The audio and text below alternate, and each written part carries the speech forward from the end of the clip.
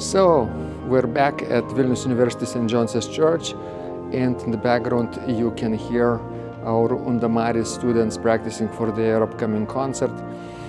And I'm delighted to be able to talk about the grand organ reawakening ceremony at Notre Dame Cathedral in Paris.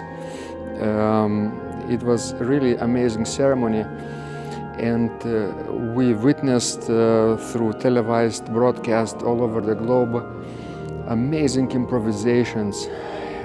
Four organists improvised versets, and they were in response to acclamations and invocations of the Archbishop. And this was particularly beautiful ceremony because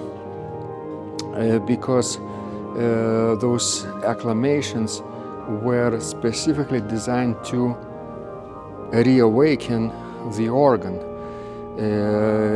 and titular organists all had the task to depict in their own style fantastic liturgical meaning, symbolical meaning of the text that was presented by the Archbishop.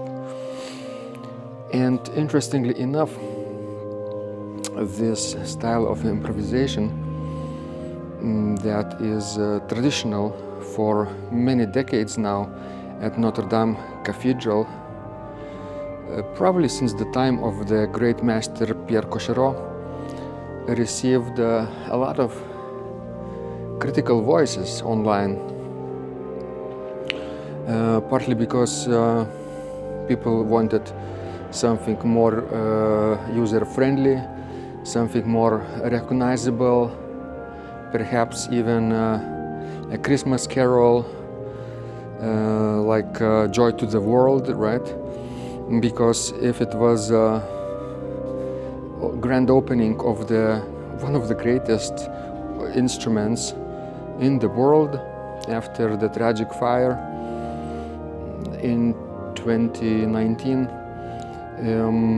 a lot of people thought that this procedure, this ceremony, didn't do justice to the organ, showing beautiful colors in a user-friendly way, in a listener-friendly way, so to say, right? And I was actually also thinking about it.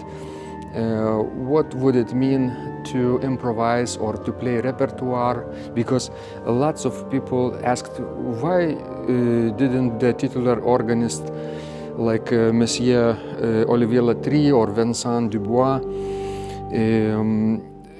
or their colleagues didn't play, let's say, magnificent toccata like Widor toccata or Bach toccata, right? Or César Franck or Marcel Dupré or Tournemire or Durufle. Any of the French masters, for example, would have sounded amazing on that beautiful grand organ at Notre Dame Cathedral. And I have no doubt it would have sounded spectacular, of course, French literature. But you see, the problem is that this was basically like a little liturgy in itself. The Archbishop was proclaiming invocations, specifically like short segments of Latin text, specifically designed to reawaken the organ. And the only task the titular organists had was to provide 8 musical selections, right? 8 musical selections of about 90 seconds each, right? What choices do they have? If you have 1.5 minutes of organ music to provide, and on top of that, that music has to symbolically depict what was being talked about in by the Archbishop in the prayer before, right? So what are the options? 90 seconds. So you cannot play Vidor toccata in 90 seconds, right? Even an excerpt, even the last page or the first page would have been silly to even consider, right? In that ceremony, in that context, right? What can you do? Another toccata, right? No, trumpet tune. It's out of place. It's too long. It's too foreign in this style of Notre Dame Cathedral organ improvisation tradition. And of course, there are then choices of playing versets created for liturgical use by previous composers, previous generations of French composers like Dubois, like Tournemire, like Gigoux, right? Even Böhlmann. They all wrote beautiful short pieces of liturgical music to be played during liturgy. Various selections of versets would perfectly fit for French liturgy, especially in pre-Vatican II Council times, before the Second Vatican Council, right? But you see, those versets, those collections of versets, were designed and composed and created to the people in mind who were not able to improvise themselves, because those great masters who wrote those versets, they would obviously improvise everything what was being needed in the French Mass before the Second Vatican Council, and only people who had trouble improvising quality music themselves, they could of course rely on their pre-composed musical selections, versets, right? That was the idea. So, but that's the problem, because those four titular organists, Olivier Latry, right? Vincent Dubois, the great composer and improviser, their new colleague Thierry Escaich, and the new assistant organist as well.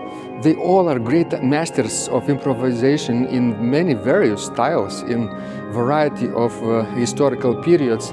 So they don't really need those pre-composed versets. They could create and compose versets themselves if they needed, right?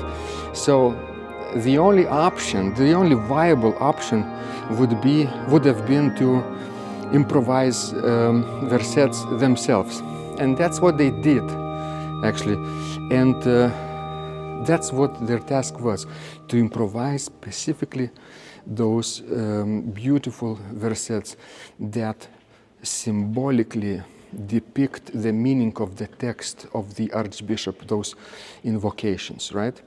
Those critics that were not happy with their improvisations said that, the style of those improvisations was too harsh, and that people were not appreciative, right? Couldn't understand what was going on, because it was not a regular Paris Notre Dame Mass, right, on Sunday. But many famous people were in the audience. A lot of world leaders, for example, were in the audience, who probably wouldn't know what is traditional Notre Dame Cathedral Mass and organ music in it, right? So what happened was that the critics would question those improvisational masters of Notre Dame Cathedral, saying that you don't play such music for general audience. You have to adapt your playing style to the audience that is in attendance, right? But you see, the problem is that They could have done this, all of them, in 1,000 different ways. For example,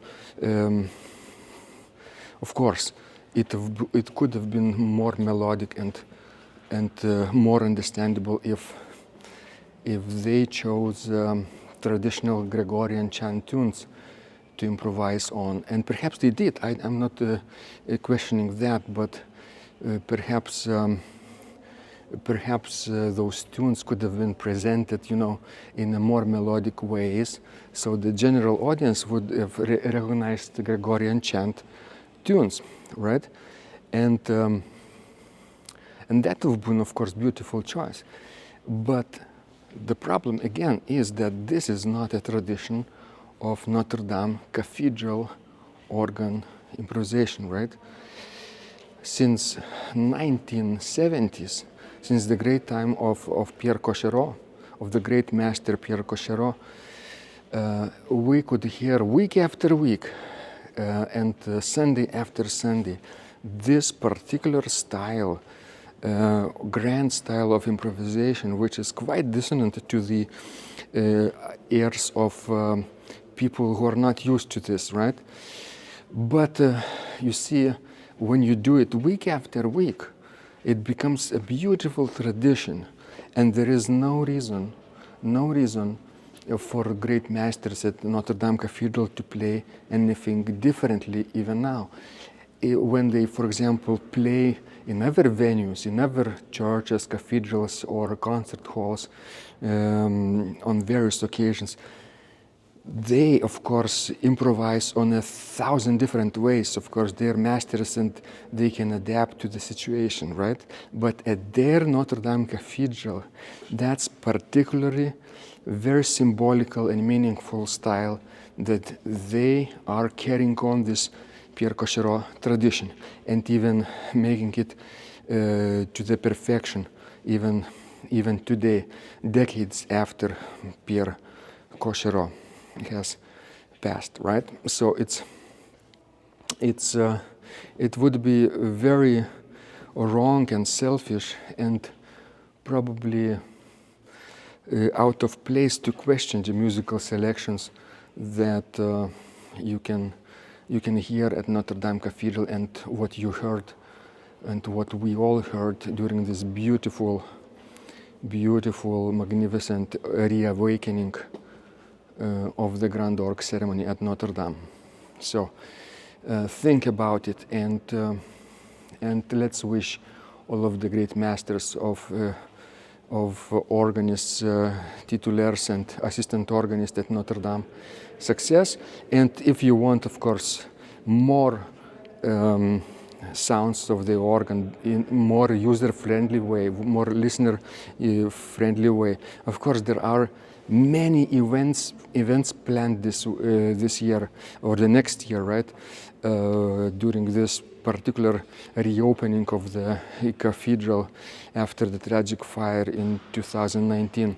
There are being planned 12 different specific organ recitals by the masters of organ playing from around the world.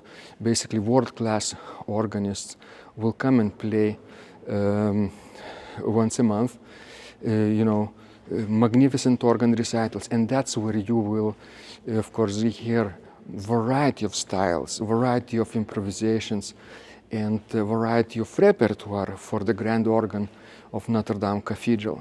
But during that reawakening ceremony, this was not the situation. This was not the time and place to do it. So I was just thinking about it and wanted to share my thoughts about it, and remember what a fantastic way was this reawakening of the organ, and we could all learn and get inspiration from those great masters at Notre Dame Cathedral, how to do it in our situation. Thank you so much.